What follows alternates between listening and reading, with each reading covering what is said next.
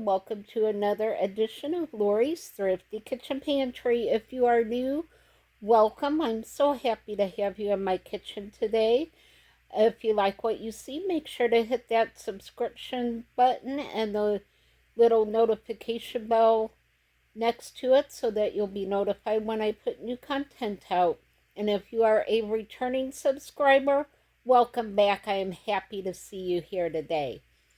So I have decided for my supper tonight, I am doing fried chicken and mashed potatoes. And I'm going to share one of my tricks for getting breading to stay on fried chicken. It took me a long time to figure this trick out, but now that I know the trick, it works every single time, and I end up making perfect fried chicken. So I'm excited to share this secret with all of you guys, and I hope y'all keep the secret. Shh, don't tell anyone. So I think you're going to be really surprised when you hear what the secret to perfect fried chicken is. So I'm hungry and I want to get this going, so let's get into the kitchen and let's get cooking.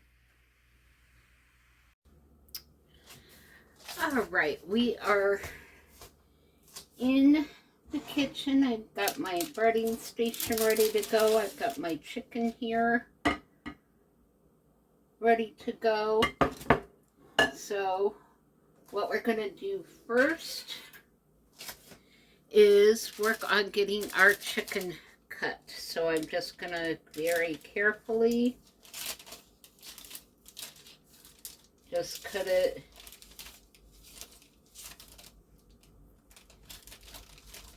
in half lengthwise, because this is a bit on the thick side. And I'm just going to trim this up a little bit.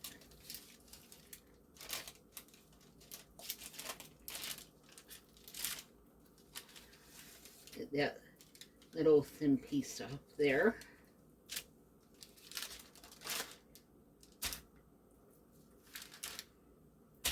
Alright.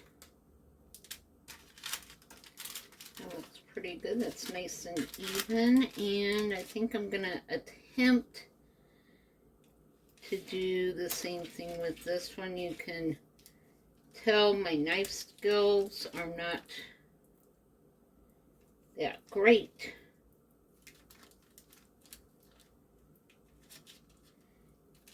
And I don't want to cut myself.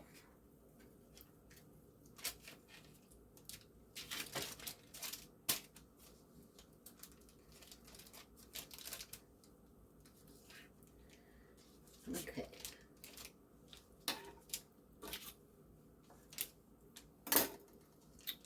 All right. Got these thinned out a little bit here. And we're just going to dip our chicken in our mix here. And actually, I knew I was forgetting something. Let me get my hands washed off here. And grab another plate because I forgot to get some flour. So I'll just grab a bowl here, grab my flour out. I'm glad I realized that before I started dipping my chicken. So yeah, things don't always go as planned around here, but I think I caught my mistake in time. Alright, so I just have my flour here. This is just regular all-purpose flour. And you're going to dip your chicken in your flour. Shake the excess off here. And then you're going to dip it in your egg. This is just egg with some half and half mixed in it because that's what I have. And then you're going to take your breadcrumbs and just make sure it's all coated well. And I actually think I'm going to do it twice in the breadcrumbs, just to make sure we got a good coating on there.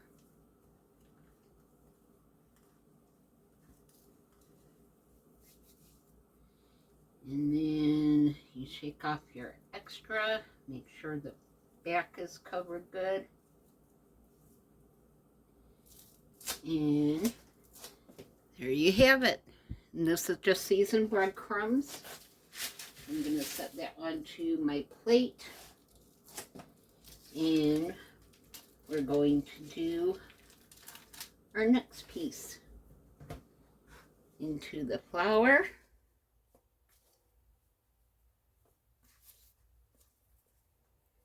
Shake the extra off. Into the egg.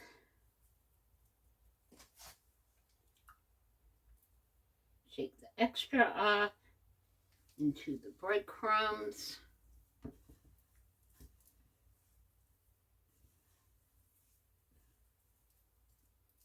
To the flour. Back into the breadcrumbs.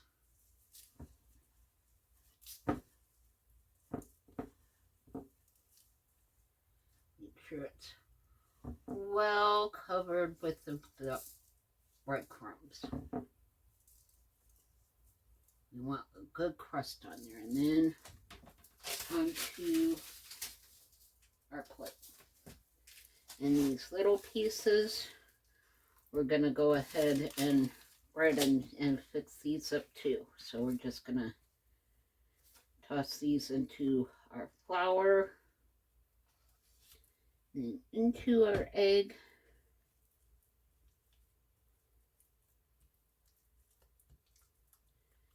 Sure it's coated well, and then into our breadcrumbs. Just toss it really good into our breadcrumbs. We're not gonna worry too much about recoating those because these are just little pieces.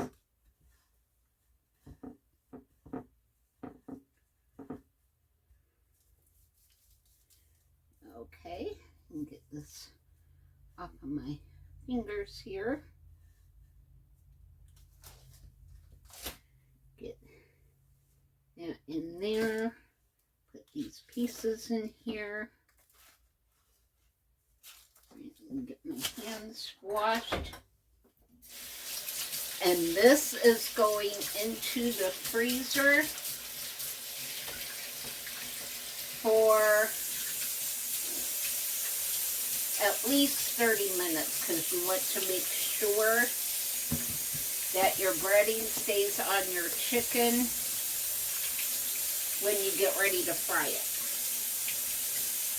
So I just learned that trick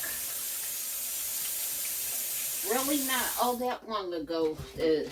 I came across that little tidbit, and freezing your chicken before you fry it with your coating on it really does make a huge difference. So I'll get this onto our plate,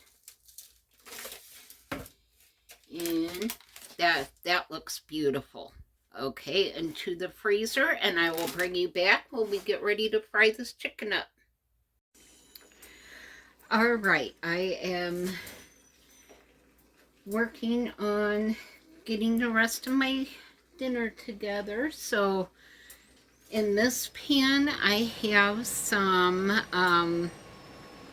just regular old vegetable oil along with a stick of butter.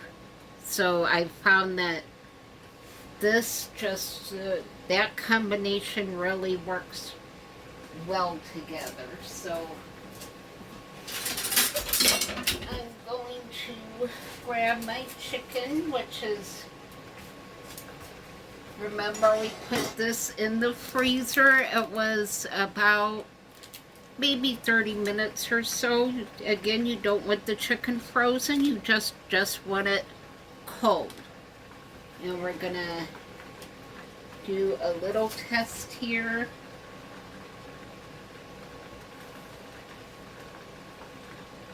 Of let's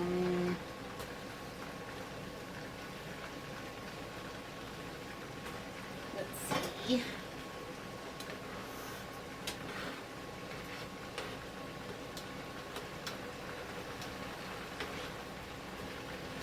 Give this just another minute. We want this butter to be nice and melty before we put our cold chicken in there.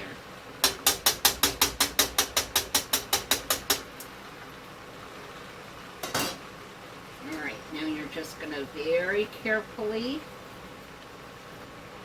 I'm just shaking any extra breadcrumbs off.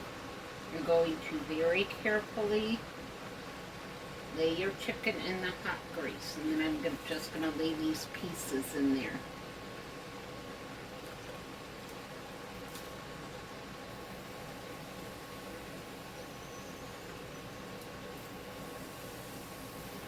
Let that come back up to a boil. And I will grab a new plate.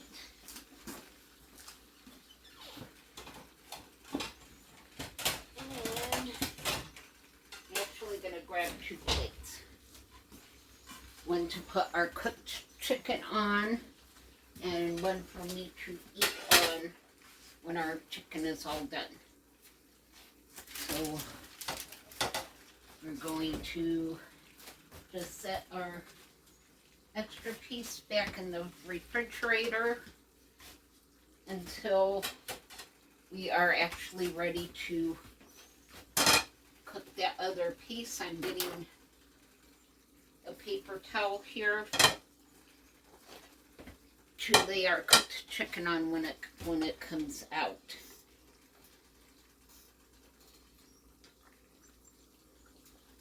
And I'm just gonna let this cook.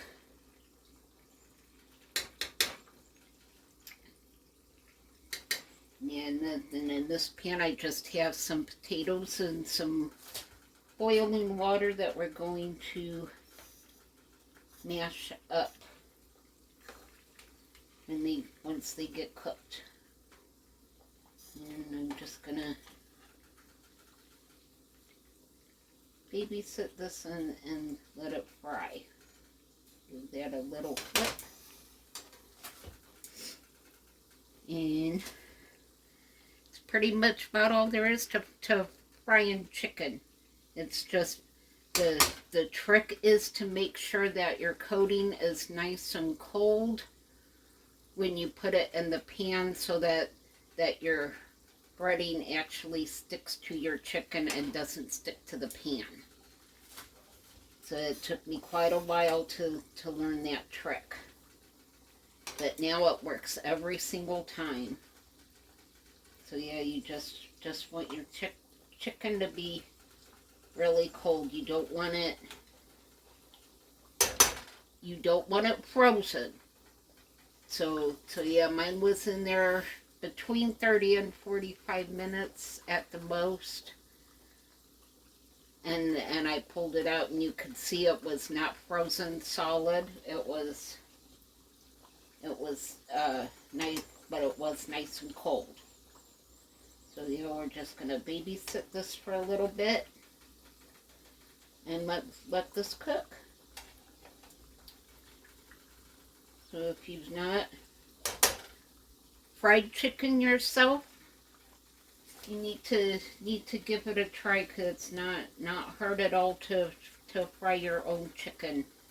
You just want to make sure that you give it enough time that it gets cooked nice and done all the way through. and that your coating is done. And I actually may even grab my digital thermometer. By the way, if you guys don't have one of these, I will link this down in my description box. Actually, even most grocery stores sell these nail guides. I think I saw the same one at Publix. And all you do is pull this out, and it comes on, and you just stick it right in your meat, and it tells you how done it is. Right now we are just at 113, so that tells me that this needs more time because the internal temperature needs to be at 165 in order for it to be cooked done. So we'll just give this a few more minutes and then we will check it again. So that is the easiest way to know if your chicken is done, is to just use a digital thermometer, and that will tell you what you need to know. So that is really cooking up great. And let me grab a fork and check on my potatoes.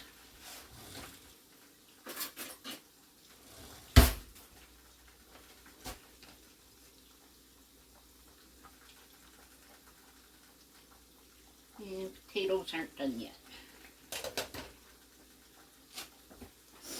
Actually, I think my potatoes need a little bit more water, so I'm going to go ahead and just add a little bit of water to my potatoes.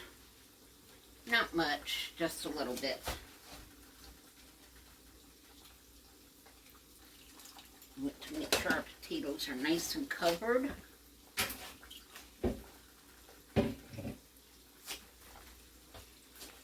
And we'll check on our chicken here.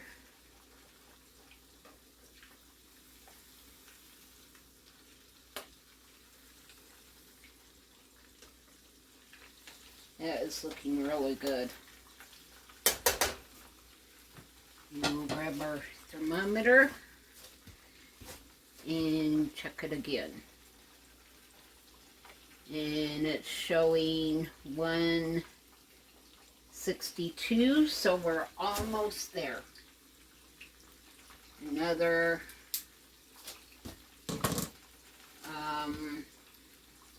about another 5 minutes and we will be there. So yeah, a digital thermometer is definitely the easiest way to tell if your chicken is done, because I would have pulled that chicken out and it would have been raw on the inside. So it would not have been cooked done. So I will definitely link one of those digital thermometers down there for you guys. Especially if you are air frying. That is by far the easiest way to check to make sure that your meat is done. So you will definitely utilize a digital thermometer. Oh, this looks perfect. Alright, let's check her again. And you can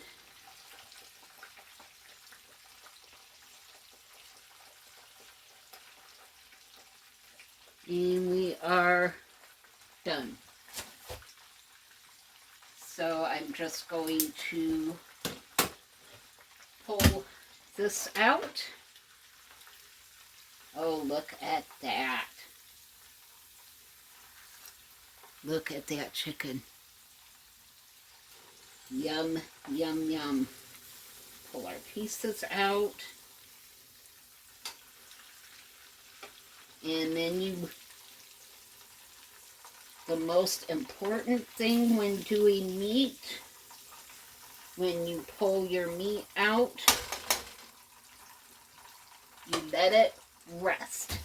So it is just going to sit here and cool off and cool down while we do our other piece of chicken. And we're going to do this the same way. I'm just going to shake off the extra breadcrumbs and very carefully lay that in there. Throw my mess here away.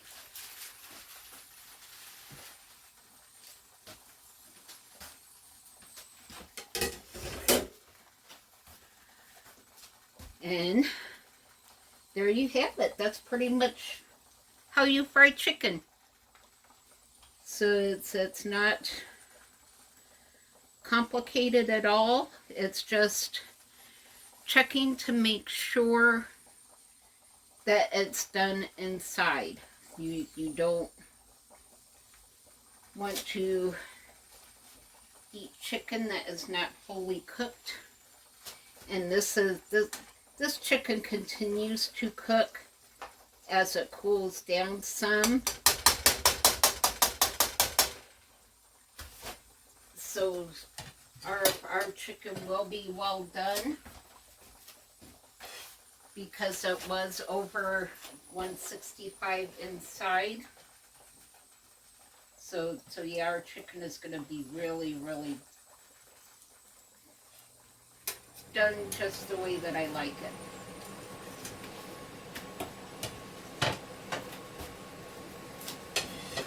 Alright, let me check my potatoes in.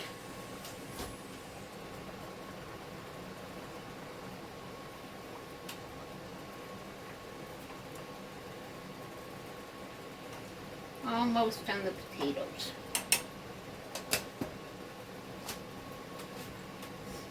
I just want the potatoes fork tender.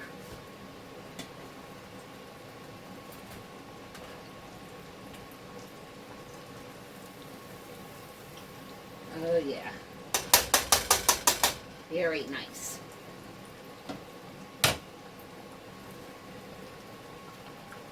Alright, now I need to grab my, I think I'm just going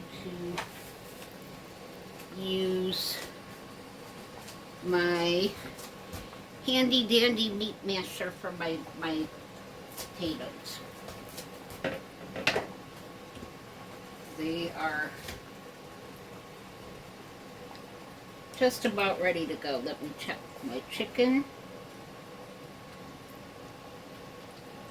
Not quite, it's only at 110. So we got a ways to go on our chicken. And I'm actually going to turn this down just a little bit. And let me check my taters again.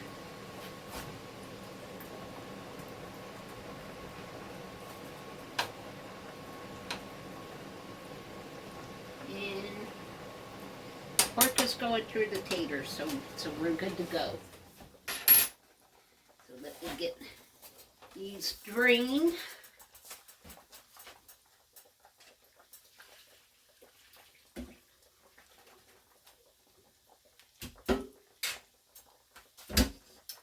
And there's a look at our beautiful taters. Let me turn you a little bit so you can. Oop, that was a little much, okay. Turn you up a little. Alright, so to my taters, I'm going to add a dot of butter.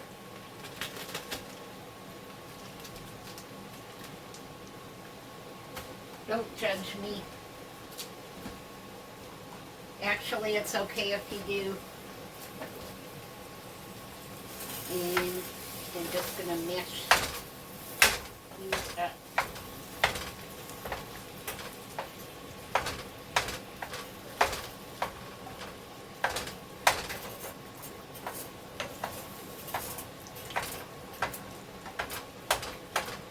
And I'm going to add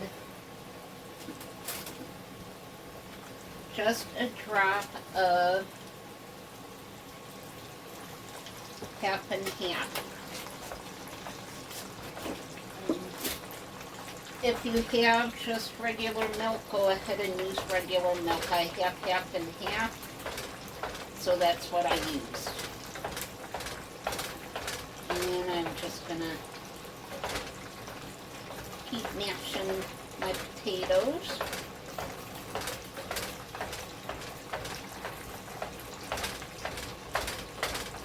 And I haven't forgotten my chicken.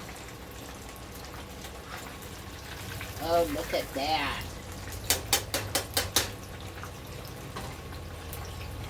I'm thinking that is probably done.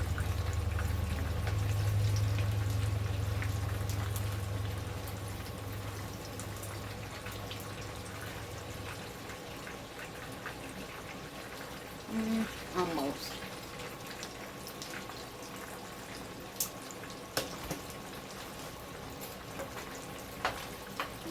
Just keep mashing these.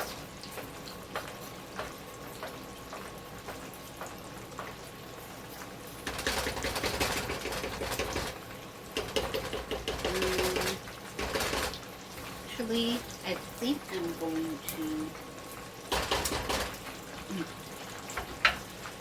switch to, let's see if I can grab it, my handy potato masher. And that way I can get in there better. And we're just going to mash.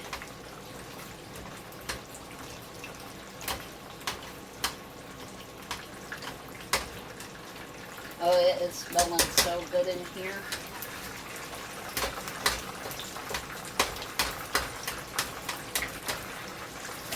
Alright, our chicken should be done. So we are going to carefully pull this out. Oh, wowie. Beautiful. We're going to take that out. And we're just going to keep mashing these and let them bubble and thicken up. Oops. And don't splash yourself on them.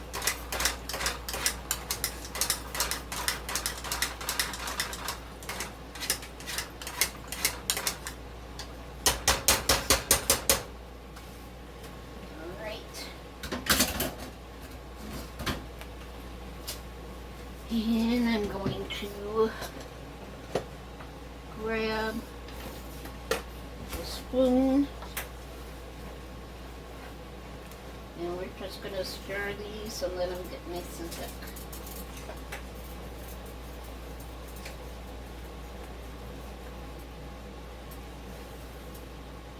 Alright, these look pretty good to me. I am hungry.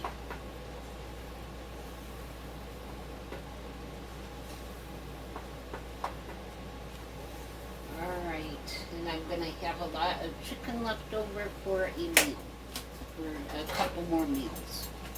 And these look really good. I'm not going to have to add any more butter or anything to them. Get some of these on my plate.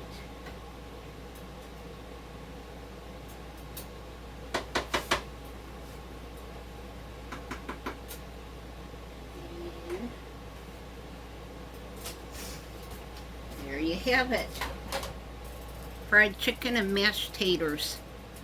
And there was nothing hard at all about that. Alright, let me spin you around and we will give this a taste.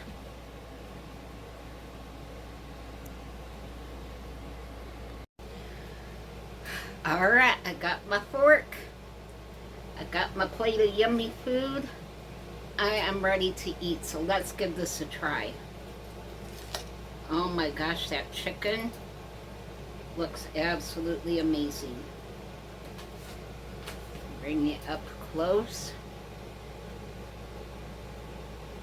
Oh yeah, here comes my bite.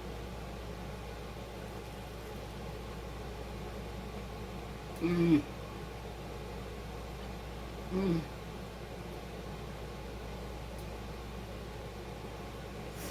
I wish you could all taste this right now. Oh my Lord.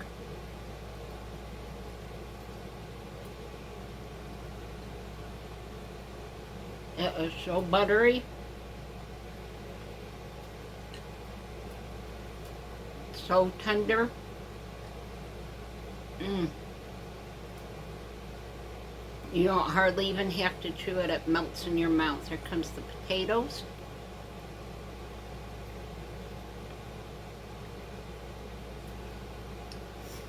Mmm. Y'all.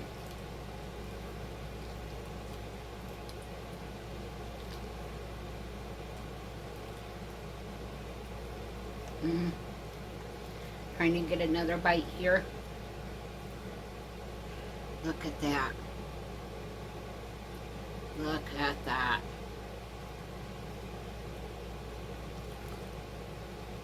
Mmm.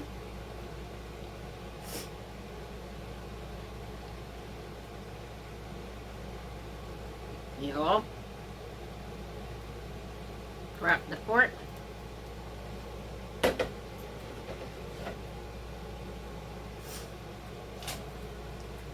Woo! Here comes the happy dance. Woo! This chicken is so good. So yes, the trick to fried chicken, put it in the freezer for at least 30 minutes. Mmm. Mmm. Yum.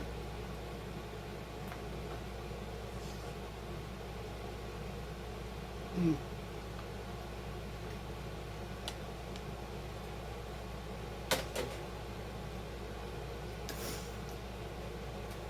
Mm.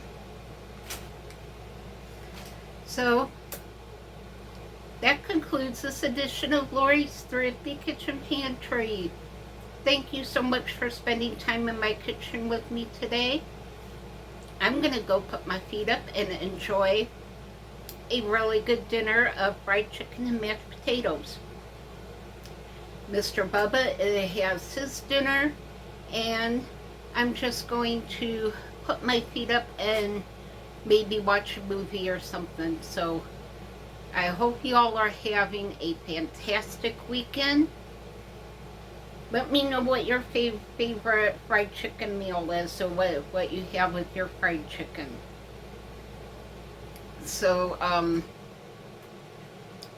if you like this video, please hit the subscribe button and the notification bell next to it. Make sure that that little bell is set for all notifications so that you know when I put new content out.